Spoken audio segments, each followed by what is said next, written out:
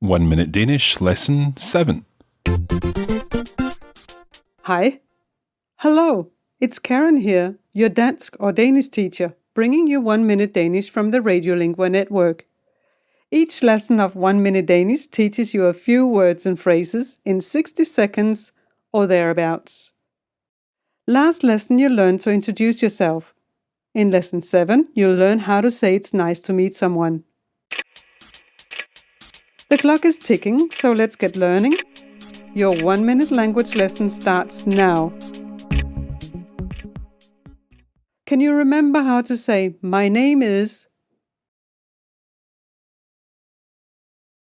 I would say, jeg hedder Karin. When you meet someone, it's only polite to say that it's nice to meet them. In Danish, there are two different versions of this. One for singular and one for plural. Let's begin with the singular. If you want to say it's nice to meet you, talking to one person, you say, rart at møde dig. Listen again. Rart at møde dig. Try it one more time. Rart at møde dig. If you're speaking to more than one person, you change the dig to jer. Try saying this. Rart at møde jer. Try it again. Rart at møde jer. Good. So maybe your new Danish-speaking friend could help you with your Danish. Listen to this phrase. Kan du lære mig noget på dansk? It means, can you teach me something in Danish?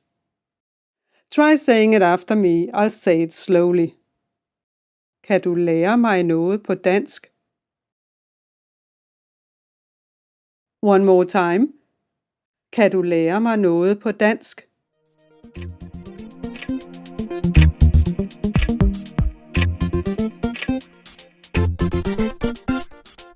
Time's up, and once again I'm sure that the new phrases you've learned in this lesson will go down well with your Danish-speaking friends or business colleagues you meet.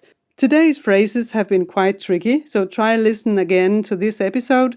Don't forget that you can get more materials to help you with your Danish by visiting our website at www.oneminute.languages.com. That's all for today.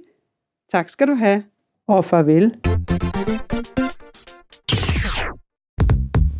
This is a production of the Radiolingua network. Find out more at radiolingua.com.